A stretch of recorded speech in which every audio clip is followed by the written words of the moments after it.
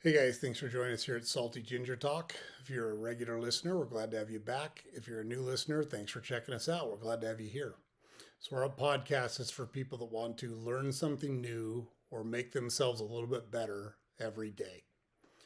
So, in today's episode, we're going to talk about why freedom. So, we all want freedom. We all want the ability to make the choices that we want to make, want to choose how and when we work, want to choose who we affiliate with, we want to choose what we spend our time on, et cetera, et cetera. So it may sound counterintuitive, but likely the best path to freedom is exercising discipline. So, what I mean by that is by actively controlling your actions and choices through self discipline, you can gain the ability to make the deliberate decisions that align with your goals. So, to be upfront, we heard some version of this phrase from Jocko Willink. He's a former military, I think Navy SEAL, motivational speaker, leadership coach, et cetera, et cetera. And not huge fans of his, but I've heard tidbits of his. And this one phrase really resonated with me, that the way to achieve freedom is actually through discipline. So, what it does is it liberates you from impulsive behaviors, distractions, and external influences that can hinder your desired path in life. So, if you say, "This is how my life operates," it frees you up from having to make choices and resist temptations that present themselves regularly to all of us. So, discipline empowers you to choose the life that you want to live and how you live it, which creates true freedom because they're choices you made entirely on your own. So, that's our argument, that it's actually discipline and structure and habit that will give you the freedom that you're looking for. So, let's walk through some examples and some key points to consider. So, number one, in control. So, when you're disciplined, you are actively choosing to prioritize certain actions and behaviors, which give you greater control over your life and allows you to pursue what truly matters to you. So, use nutrition, for example. If you choose, you say, "I want to be healthy, I want to fuel my body with real, healthy, unprocessed food." Disciplining yourself to eat vegetables and fresh proteins and healthy carbohydrates like sweet potatoes, that frees you from having to make the choice of, "Gee, should I stop by McDonald's or not?" No, you don't have to stop by McDonald's. You don't have to go to Wendy's. You don't have to go to Taco Bell, because you've made the choice to discipline yourself to stay focused on the things that contribute to the life you have chosen to live. So when you exercise that choice and control, it may feel like it's limiting, but it's actually freeing because it frees you from having to make all those other decisions and resist those temptations. Another point to consider here: overcoming obstacles. Discipline can help you overcome obstacles. It enables you to push through challenges and resist the temptations that we're talking about. Maybe you want to read more and you can resist the temptation of watching Netflix, for example, or scrolling through social media, for example, because you've disciplined yourself that I'm a reader and I'm going to read 10 pages a night, 50 pages a night, doesn't matter. You've disciplined yourself to overcome those obstacles when they present themselves. Another thing to consider: time management. By being disciplined with your time, you can effectively manage your schedule and dedicate time to activities that bring you fulfillment rather than being consumed by unproductive distractions. We just listed off some of those unproductive distractions. But when I think about time management, because I have a ton of stuff flying at me, I'm the CEO of a company that owns some grocery stores that we operate. I do this podcast. I've got I've been married to my wife for 30 years, got 3 kids. They're all adults now, but they're still in my life. And I've got all sorts of stuff that's going on in my world. So I always think, you know what? Elon Musk has a whole bunch of stuff going on in his world. And he runs Tesla, he runs Twitter, he runs SpaceX, he started PayPal. Like that guy's Starlink, that guy's got crazy amounts of stuff going on. He gets 24 hours a day just like I do. He gets 7 days a week just like I do. But he's disciplined himself so that he manages his time to be able to do all of those things. I can certainly get better at time management if that one guy can do all of those things. When I think about time management, that's how I think about it, is that we're all given the same bank account with however many minutes are in a day in it every day. And what we do with those minutes is entirely up to us. And so our argument is that if we can discipline ourselves, you can learn to discipline yourself to focus on the activities and the habits that contribute towards the life that you have determined you want to live for yourself.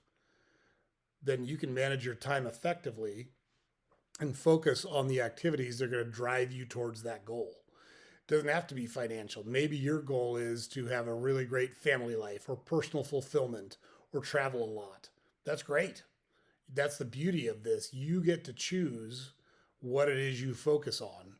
Our argument is build your routines in your life so that you are focused on only activities that contribute towards those goals. So that's where the discipline comes in, and it gives you the freedom to pursue the things that you want to pursue. Another thing discipline really provides is mental clarity.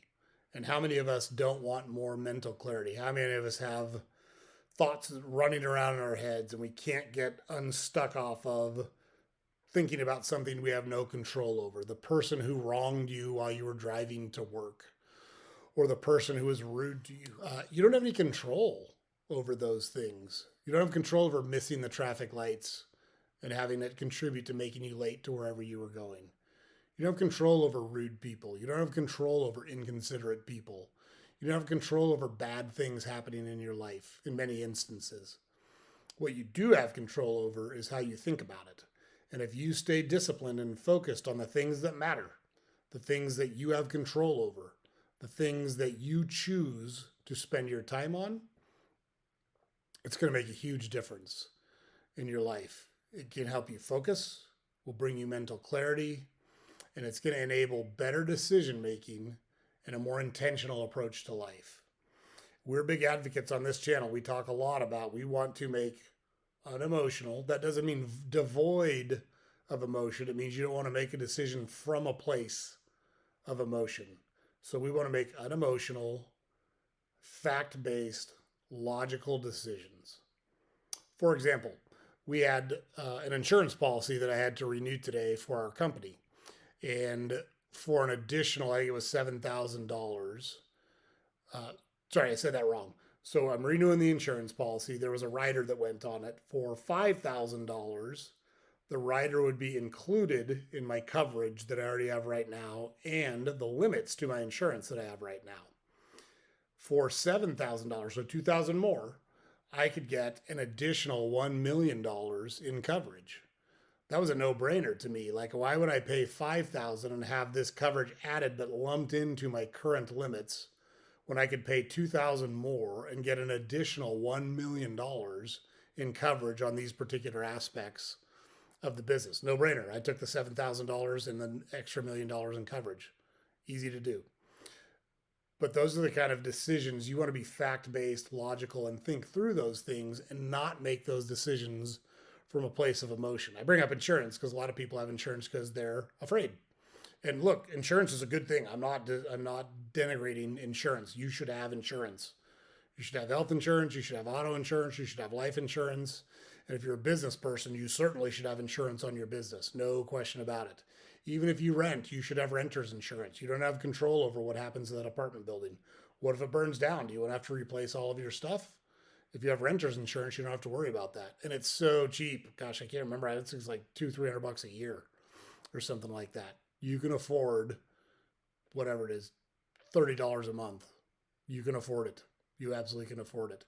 But you want to make that a fact-based, logical, common sense decision, not a decision of emotion. So that's what we're focused on. And that's where discipline can help. It provides that mental clarity. It provides you a structure in how to think about things. And it frees up a lot of your mind share because you're not using your mind share on these decisions that were not contributing to your life, that were not helping you achieve your goals, that are not making you a better person every day. Discipline can free up that mind share so you can apply that mind share to the things that truly matter to you, the things that are important to you, the things that you value. So discipline, terribly important, and can lead to the freedom that you're looking for. So let's go through some examples. So someone who is disciplined in their spending habits can create and stick to a budget, puts them in a better position to achieve both financial stability and financial freedom. But it's discipline that drives that. It's putting together a plan and sticking to the plan as best as you can. I say as best as you can because life happens. Water heaters break, you get in car accidents, have to pay deductibles. Lots of things happen unexpected. Your kid has a trip that you didn't know about and there's an $800 bill that comes in for that thing. Like we know how life happens. So, but you want to try to stick to your plans as much as possible. In fact, if you're disciplined before, from a financial perspective, if you're disciplined before those events happen, you're going to have the wherewithal and the money set aside to deal with those issues. And they're going to be much easier to deal with if you're disciplined in your approach. Another example, a disciplined worker who consistently puts in an effort and develops their skills is more likely to progress in their career and have greater autonomy in their work. Like if you demonstrate that you can be counted on, you demonstrate that you produce a high quality of work, you do it efficiently, you do it intelligently, you do it quickly, you're going to wind up with more autonomy. You're going to wind up with better compensation too, because those people are not real common to run across. So by disciplining yourself to take those steps, you may not see an immediate tangible result, but that result is out there just down the road. If you keep taking the same steps over and over again, they're good steps that are leading you down a good path. You're going to wind up at a good result. Sticking with or moving to physical fitness and health, maintaining a disciplined exercise routine and healthy eating habits can lead to improved physical and mental well-being, allowing you to enjoy life more fully. So it's not just the physical aspect that you can benefit from. The mental aspect of feeling strong, of feeling confident, of not having your body work real hard to digest your food or clean it of the toxins that are in a lot of the foods that we eat, the processed foods that are in many of our diets. Not having to deal with those things provides freedom to spend those resources on things that truly matter, that help you move towards your goals, that help you build the life that you want. So that's our argument around discipline leading to freedom. If you think about it from that perspective, it might make it easier to develop plans and develop habits that allow you to stick to those plans. If you want freedom, develop your self-discipline. So by being disciplined, it will lead you to freedom. Again, a little bit counterintuitive, but when you really stop and think about it and work through it the way we did in this episode, I think it'll make sense to you. And I think it's a good thing for you to consider. So that's our episode for today, guys. Appreciate you coming back and checking us out. James puts it up over here every day. Don't forget to go over to our website, saltygingertalk.com. We've got all of our podcast episodes available there. We've got a newsletter that we publish every weekday. You can subscribe to that on our website. And we've got links to all of our social media content on there as well. Also, don't forget to like, comment, and subscribe to our podcast on whatever platform you consume it on. We really appreciate that support. Thanks for coming and checking us out, guys. Really appreciate having you here. Everybody have a great week. We'll see you next time.